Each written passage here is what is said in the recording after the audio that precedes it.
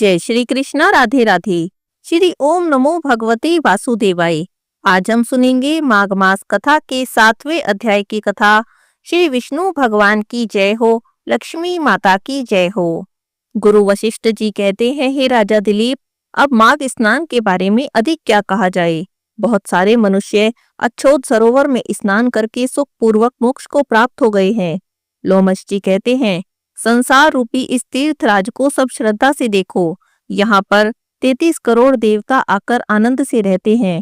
यह अक्षय वट है जिसकी जड़ें पाताल तक गई हैं। प्रलय के समय भगवान इसी अक्षय वट का आश्रय लेते हैं।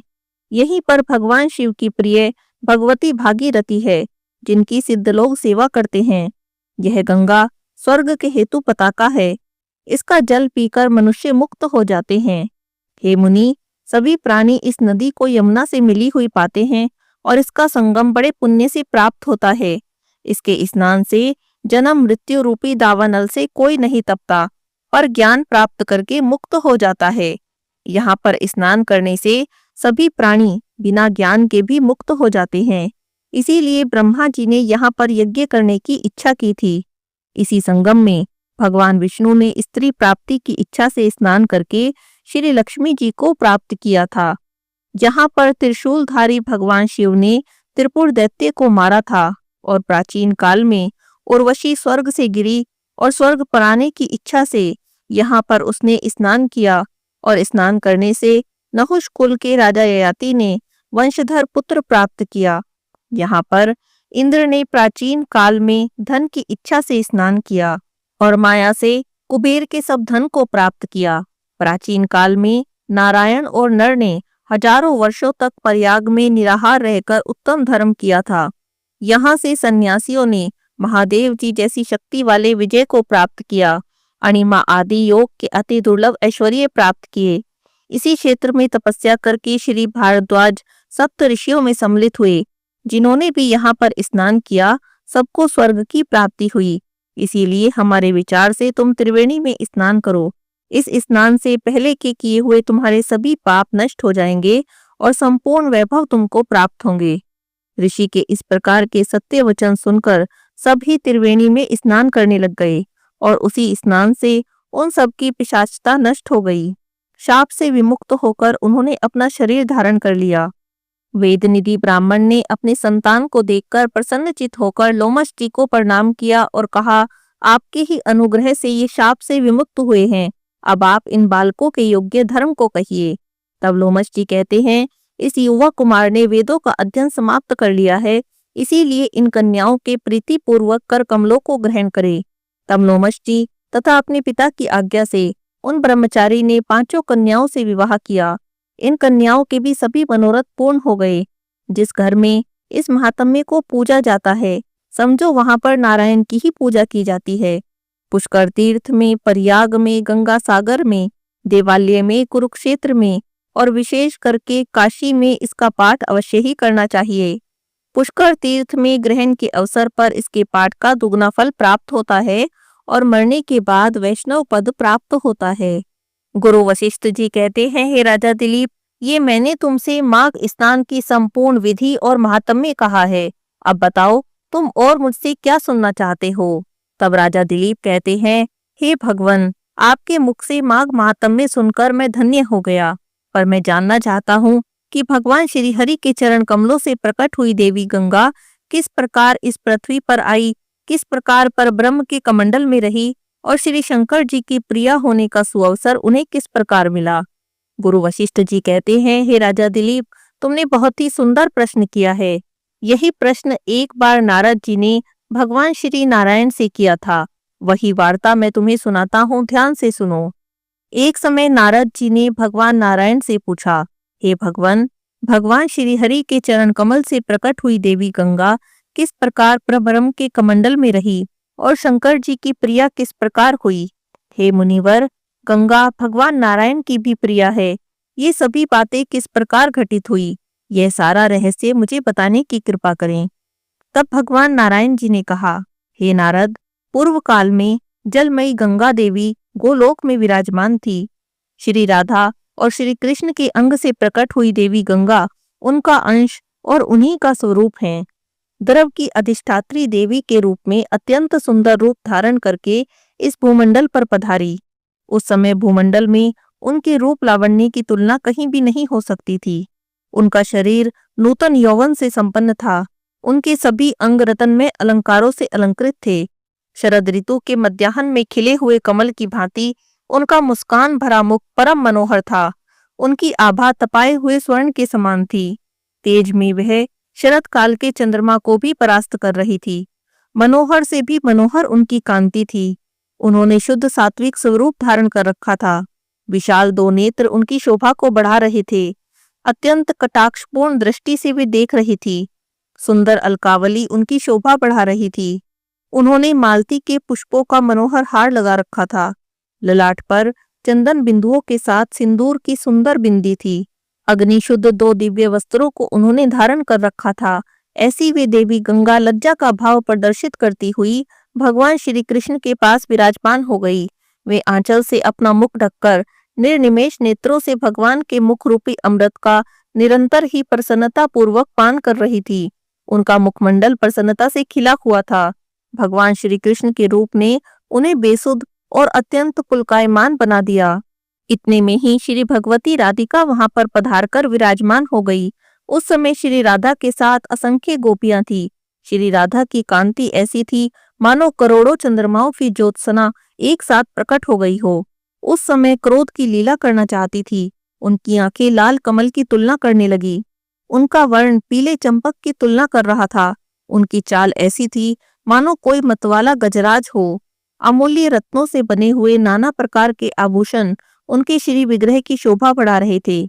उनके शरीर पर अमूल्य रत्नों से जटित दो दिव्य पीतांबर शोभा पा रहे थे। भगवान श्री कृष्ण के अर्घ्य से सुशोभित चरण कमलों को उन्होंने हृदय में धारण कर रखा था।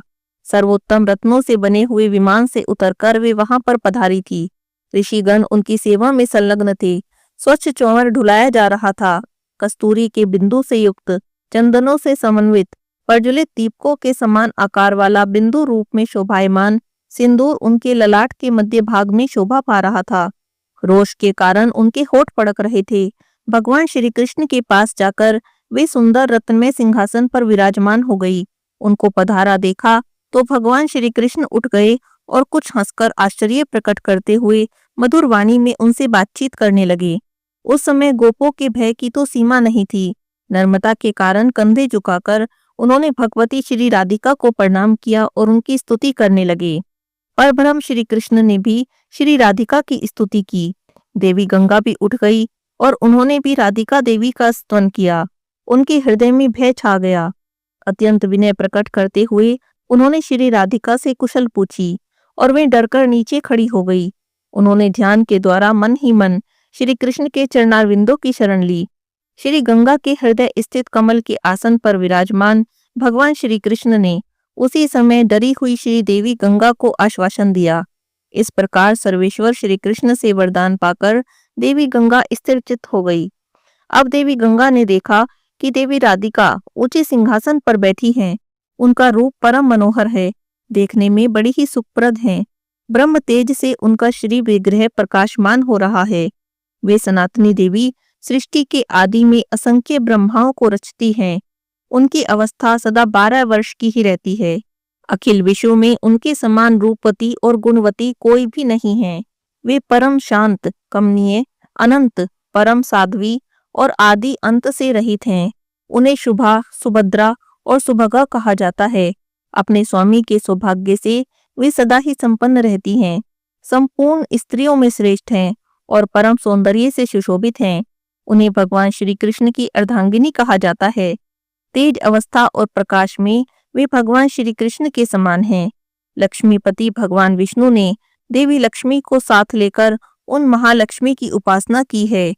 परमात्मा श्री कृष्ण की समुज्ज्वल सभा को ये अपनी कांति से सदा ही आच्छादित करती रहती हैं। सखियों का दिया हुआ दुर्लभ पान उनके मुख में शोभा पा रहा है। श्री राधा स्वयं अजन्मा होती हुई भी अखिल जगत की जननी हैं। उनकी कीर्ति और प्रतिष्ठा विश्व में सर्वत्र विस्तृत है। वे भगवान श्री कृष्ण के प्राणों की साक्षात अधिष्ठात्री देवी हैं। उन परम सुंदरी देवी को भगवान प्राणों से भी अधिक प्रिय मानते हैं।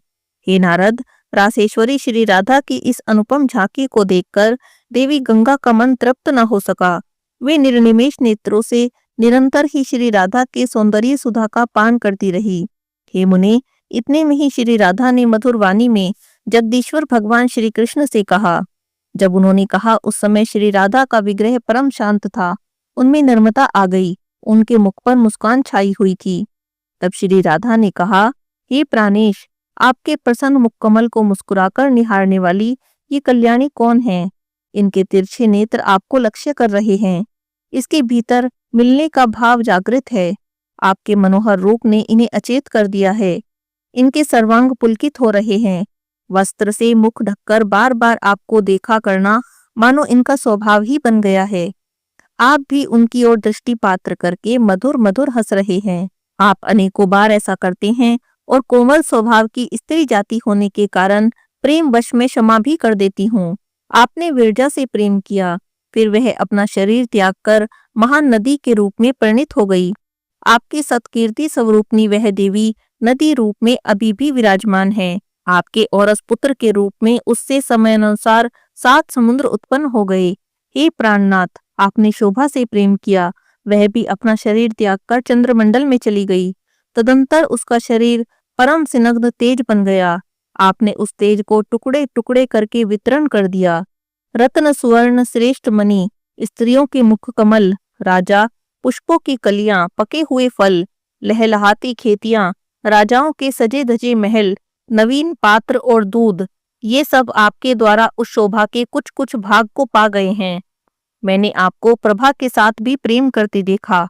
वह भी अपना शरीर त्याग कर सूर्यमंडल में प्रवेश कर गई। उस समय उसका शरीर अत्यंत तेजो में बन गया था। उस तेजो में प्रभा को आपने विभाजन करके जगह जगह पर बांट दिया। हे श्री कृष्ण, आपकी आंखों से दूर हुई प्रभा अग्नि, यक्ष, नरेश, देवता, वैष्णवजन, नाग, ब्राह्मण, मुनि, तपस्वी, सौभाग्यवती स्त्री और यशस्वी पुरुष, इन सबको थोड़े थोड़े रूपों में प्राप्त हुई। एक बार मैंने आपको शांति नामक गोपी के साथ रास मंडल में प्रेम करते देखा था। हे प्रभु, वह शांति भी अपने उस शरीर को छोड़कर आप में लीन हो गई। उस समय उसका शरीर उत्तम गुणों के रूप में परिणित हो गया। तदंतर आपने उसको विभाजित करके विश्व में बांट दिया। हे प्रभु, उसका कुछ अंश मुझ राधा में, कुछ इस निकुंज में, कुछ ब्राह्मणों में प्राप्त हुआ। हे प्रभु, फिर आपने उसका कुछ भाग शुद्ध सत्व स्वरूपा श्री लक्ष्मी देवी को और कुछ आपने मंत्र को, कुछ उपासकों को, कुछ वैष्णवों को, कुछ तपस्वियों को, कुछ धर्म को और कुछ धर्मात्मा पुरुषों को सौंप दिया। पूर्व समय की बात है, क्षमा के साथ भी आप प्रेम करते दृष्टि गोचर हुए थे। उस समय क्षमा अपना वह शरीर त्याग कर पृथ्वी पर चली गई। तदंतर उनका शरीर उत्तम गुणों के रूप में परिणित हो गया। फिर उसके शरीर का आपने विभाजन किया और उसमें से कुछ कुछ अंश आपने भगवान श्री विष्णु को, वैष्णवों को, धार्मिक पुरुषों को, धर्म को, दुर्बलों को, तपस्वियों को, देवताओं और पंडितों को दे दिया। हे प्रभु, इतनी सब बातें तो मैं सुना चुकी हूँ। आपके ऐसे बहुत बहुत से गुण हैं। आप सदा ही उच्च सुंदरी देवियों से प्रेम किया करते हैं। इस प्रकार रक्त कमल के समान नेत्रों वाली श्री राधा ने भगवान श्री कृष्ण से कहकर साध्वी गंगा से कुछ कहना चाहा। देवी गंगा योग में परम प्रवीण थी। योग के प्रभाव से श्री राधा का मनोभाव उन्हें ज्ञात हो गया। अतः बीच सभा में ही अंतर्ध्यान होकर वे जल में प्रविष्ट हो गई। तब सिद्ध योगिनी श्री राधा ने योग के द्वारा इस रहस्य को जान लिया और सर्वत्र विद्यमान उन जल स्वरूपनी देवी गंगा को अंजलि से उठाकर पीना प्रारंभ कर दिया। ऐसी स्थिति में श्री राधा का अभिप्राय पूर्ण योग सिद्धाश देवी गंगा से छिपा नहीं रह सका। अतः वे भगवान श्री कृष्ण की शरण में जाकर उनके चरण कमलों में लीन हो गई। तब श्री राधा ने गोलोक में, वैकुंठ लोक में और ब्रह्मलोक आदि संपूर्ण स्थानों में देवी गंगा की खोज प्रारंभ की, परंतु वे कहीं भी दिखाई नहीं दी। उस समय सर्वत्र जल का नितांत अभाव हो गया। कीचड़ तक सूख गया था। जलचर जंतुओं के मृत शरीर से ब्रह्मांड का कोई भी भाग खाली नहीं रहा। फिर तो ब्रह्मा, विष्णु, शंकर, अनंत, धर्म, इंद्र, चंद्रमा, सूर्य, मनुगण, मुनि समाज, देवता, सिद्ध और तपस्वी सभी गोलोक में आए। उस समय उनके कंठ, होठ और तालु सूख गए थे। प्रकृति से परे सर्वेश्वर भगवान श्री कृष्ण को सबने प्रणाम किया क्योंकि भगवान श्री कृष्ण सबके परम पूज्य हैं। वर देना इन सर्वोत्तम प्रभु का स्वाभाविक गुण है। इन्हें वर का प्रवर्तक ही माना जाता है। ये परम प्रभु संपूर्ण गोप और गोपियों के समाज में प्रमुख हैं। इन्हें निरीह, निराकार, निर्लिप्त, निराश्रय, निर्गुण, निरुत्साह, निर्विकार और निरंजन कहा जाता है। भक्तों पर अनुग्रह करने के लिए अपनी इच्छा से ये साकार रूप में प्रकट हो जाते हैं। ये सत्व स्वरूप, सत्तेश, साक्षी रूप और सनातन पुरुष हैं। इनसे बढ़कर जगत में दूसरा कोई भी नहीं है। अतएव इन पूर्व ब्रह्म परमेश्वर भगवान श्री कृष्ण को उन ब्रह्मादिक समस्त उपस्थित देवताओं ने प्रणाम करके उनकी स्तुति आरंभ कर दी। भक्ति के कारण उनके कंधे झुके थे, उनकी वाणी गदगद हो गई थी, आंखों में आंसू थे, उनके सभी अंगों में पुलकावली छाई हुई थी। उन सब ने परात्पर ब्रह्म भगवान श्री कृष्ण की स्तुति की। इन सर्वेश प्रभु का विग्रह ज्योतिर्मय है, संपूर्ण कारणों के भी कारण है। ये उस समय अमूल्य रत्नों से निर्मित दिव्य सिंहासन पर विराजमान थे। गोपाल इनकी सेवा में संलग्न होकर श्वेत चंवर को डुला रहे थे। गोपियों के नृत्य को देखकर प्रसन्नता के कारण इनका मुखमंडल मुस्कान से भरा था। प्राणों से भी अधिक प्रिय श्री राधा श्री कृष्ण के संग में शोभा पा रही थी। श्री राधा के दिए हुए सुवासित पान को वे चबा रहे थे। ऐसे ये देवादिदेव परिपूर्णतम भगवान श्री कृष्ण रासमंडल में विराजमान थे। वहीं मुनियों, मनुष्यों, सिद्धों और तपस्वियों ने तप के प्रभाव से इनके दिव्य दर्शन किए। दिव्य दर्शन से सबके मन में अपार हर्ष हुआ, साथ ही आश्चर्य की सीमा भी न रही। सभी परस्पर एक दूसरे को देखने लगे। तत्पश्चात उन समस्त सज्जनों ने अपना अभिष्ट अभिप्राय जगत प्रभु चतुरानंद ब्रह्मा जी से निवेदन किया। ब्रह्मा जी उनकी प्रार्थना सुनकर श्री विष्णु को दाहिने और महादेव जी को बाएं करके भगवान श्री कृष्ण के पास पहुंचे। उस समय परम आनंद स्वरूप श्री कृष्ण और परम आनंद स्वरूपनी श्री राधा साथ में विराजमान थी। उस समय श्री ब्रह्मा ने रासमंडल को केवल श्री कृष्ण में देखा। सबकी वेशभूषा एक समान थी, सभी एक जैसे आसन पर बैठे थे। दिव्यभुज श्री कृष्ण के रूप में परिणित सभी ने हाथों में मुरली ले रखी थी। वनमाला सबकी शोभा को बढ़ा रही थी। सबके मुकुट में मोर पंख थे। कौस्तुभ मणि से वे सभी परम सुशोभित थे। गुण, भूषण, रूप, तेज, अवस्था और प्रभा से संपन्न उन सब का अत्यंत कमनीय विग्रह परम शांत था। सभी परिपूर्णतम थे।